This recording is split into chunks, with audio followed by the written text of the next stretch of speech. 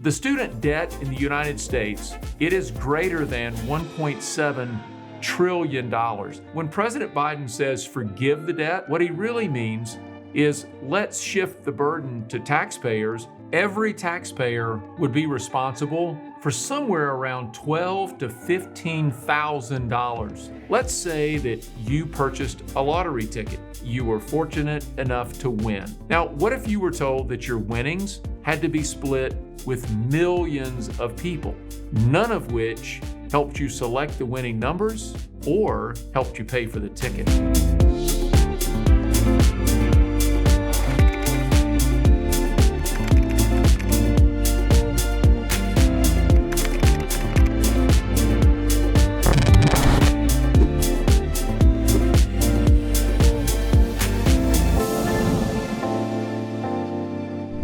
Hey everyone, welcome to another edition of We're Talking Money. I'm Phil Clark, your host. Today we're going to dive into a really hot topic, and that is student debt the responsibility of taxpayers? There's a lot of controversy around this subject, but stick with me as we explore some of the finer points. Let's get started.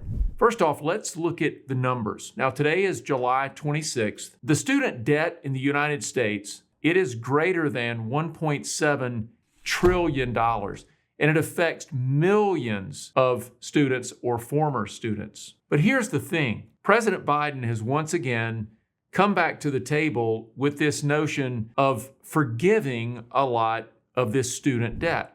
Thanks to what we're doing, that student debt is no longer holding you back.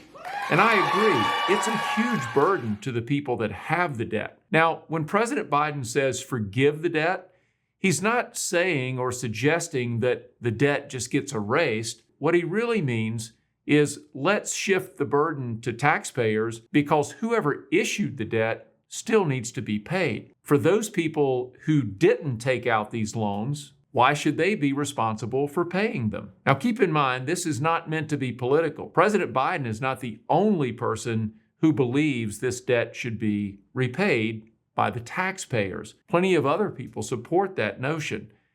Is it the right notion? Put it in the comments below and let me know. Is that a win-win when someone who didn't take the debt ends up paying the debt? So let's break this down a little further. When we take on debt, that is a significant decision regardless of what it's to be used for. In this case, education. This kind of debt, we would say it's an investment in oneself. And like any investment, there comes an opportunity for reward, but it's also full of risk.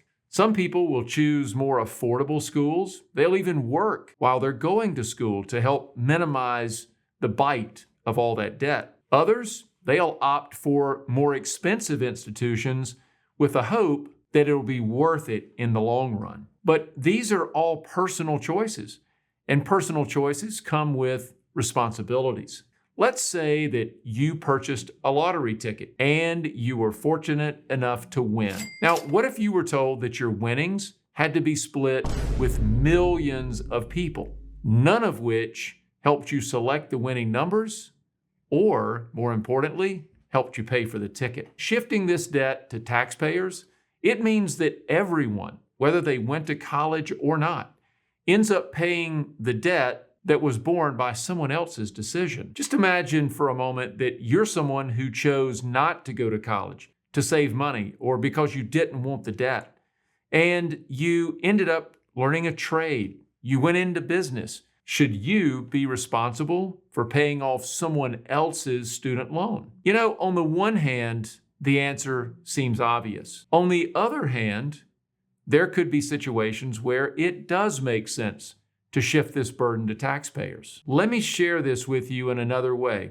Personal responsibility is a cornerstone to financial independence. When we take on debt, we've made a promise. It's an obligation that we've committed ourselves to, and honoring that promise is crucial. Our word is a binding thing. It should be worth something. If we start shifting these personal debts onto society, we run the risk of undermining this principle, and none of this is sustainable in the long run. We need to think about the message that we're conveying to future generations. If we forgive student debt today, who's to say that students tomorrow won't believe that it's okay for them to take on incredible amounts of debt and expect that someone will take care of their expenses, even though they made the choice? A byproduct of this could be higher tuition and, of course, financial instability. Now, don't get me wrong.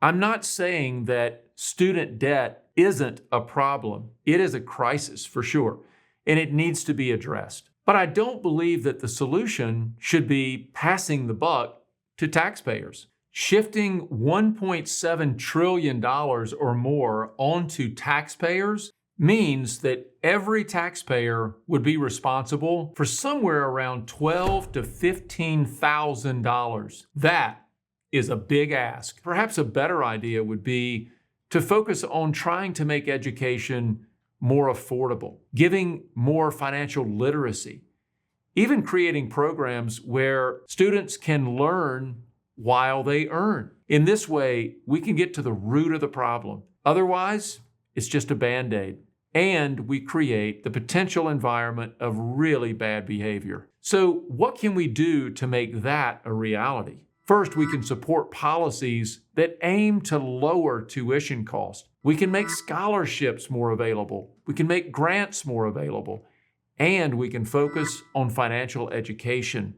That has been missing for a long time. One other thing is to encourage universities to be more transparent about their cost and to be open about their education programs and how effective they are in the lives of the very students who are getting degrees from these institutions. We need to have open and honest conversations about the value of higher education and the responsibilities that come with it.